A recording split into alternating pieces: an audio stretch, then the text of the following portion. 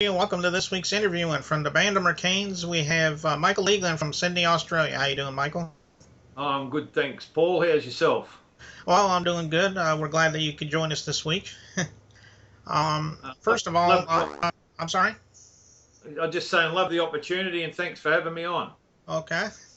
Well, first of all, let me ask you this: how did it begin for you as far as music goes? I mean, have you always been involved in music, or maybe you could let us know a little bit about that?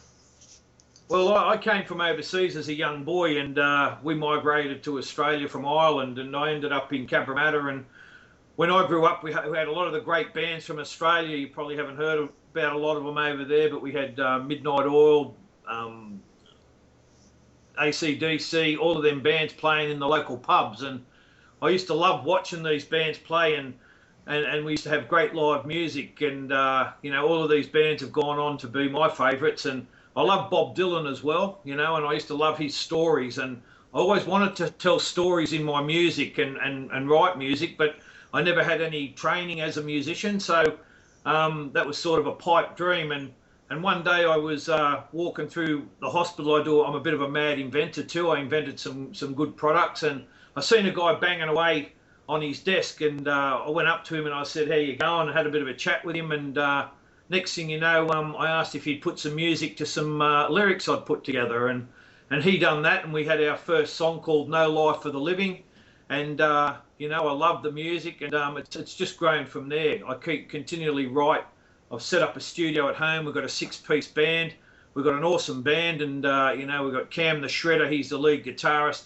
He just makes that guitar sing, and Harmony Joe's our drummer, awesome drummer, and he's actually toured Japan earlier in his career. And all the musicians I got in my band are great musicians, and a lot of them are like me, always sort of wanted to be but never had been. And so my rhythm guitarist is a guy named Jamie, and he'd always spoke to Joe about playing in a band with him. And Filthy Franny, she's our vocalist and bass guitarist, and the same deal. She's always wanted to be on stage. And if you have a look at our film clip, we look pretty awesome, if I do say so myself. And we've got Maureen on keys, and we've got a great sound, and we just all come together really nicely. And it's all a new experience for us. We've been around a while as far as age goes, but it's all like a new beginning for us. Well, that's good. Yeah, that band you mentioned, Midnight Oil. I've heard a few of their songs. They're a pretty good band, and so they're one I can really relate to. Yeah. Uh, I guess as far as influences go, do you consider them an influence, or do you have other influences as well? Or Well, I grew up listening to Jimi Hendrix, watching Woodstock. We had a similar concert over here called Tannerlawn, and it was actually really awesome. They had some great artists from overseas, and it went for 3 days, and it was sort of in the hippie era where you go down to the river and there'd be no one with any clothes on, and people just partying for days. And they brought Bob Marley out, right? So Bob Marley, they brought him all the way from Africa to do this tour, and they carried him out on stage, and they plonked him on a seat, and he put his hands to the mic and just fell off the stool. He was just that wasted, and they had to carry him back off stage, and and everyone cheered. Everyone was happy to see him there. So that was where I actually first seen Midnight Oil too, and he was climbing on the speakers, and the steam was coming off his head, and it was just. When you see people perform from the heart and the soul and give it everything they got is where I get my inspiration from. So when I perform, even if we play a few pubs around Sydney, and we start off with a small crowd of basically nobody we can start off with, and I'll run out on the street and get people in off the street and build the atmosphere inside the pubs, because I believe it's giving it everything you got, and getting the audience involved. You want them to feel your passion.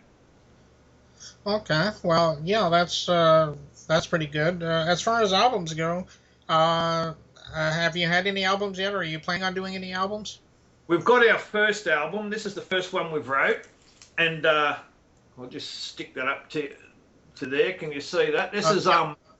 Inhumanities.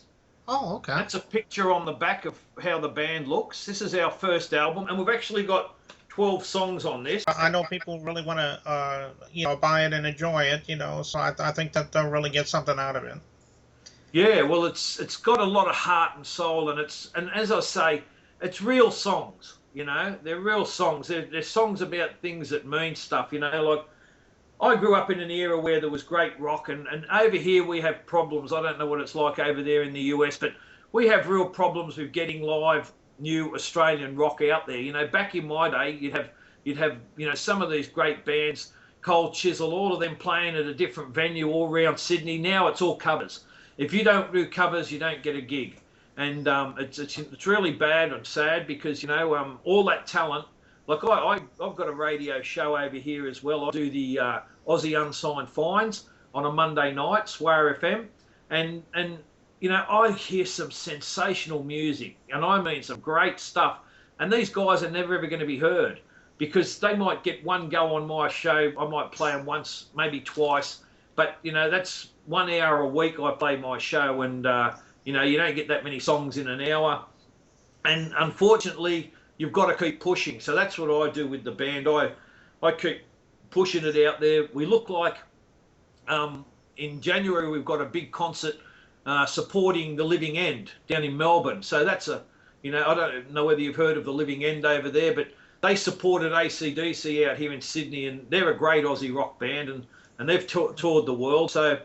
So we got the opportunity, hopefully, to be seen, and that's what it's all about, is getting our band out there so people can hear and see us, because it's so difficult here in Australia. Right. Okay, well, it looks like on the clock on the wall we've just about run out of time, but we want to thank you for joining us again this week, and you're welcome back anytime, Michael, if you want to plug anything new. Good on you, Paul. I love you, mate. Thank you for the opportunity, and we have got a new song, and we've got a show, a thing over here called Triple J's Unearthed, and Triple J's Unearthed gives us guys a bit of a chance. So if you Google the band of Mercanes, we've got our new song on there called We Learn, and that's another great song. So if you get a chance, Paul, I'd love you to have a listen to them. You can actually download them 3 songs off Triple J's Unearthed with the band of Mercanes. Arraignment Day's on there, Inhumanities, and the new song We Learn. So yeah, if you want to have a listen to them and give them a play, I'd really appreciate it. Okay, well, we'll see what we can do for you, Michael. Good on you, mate. Aussie, Aussie, Aussie.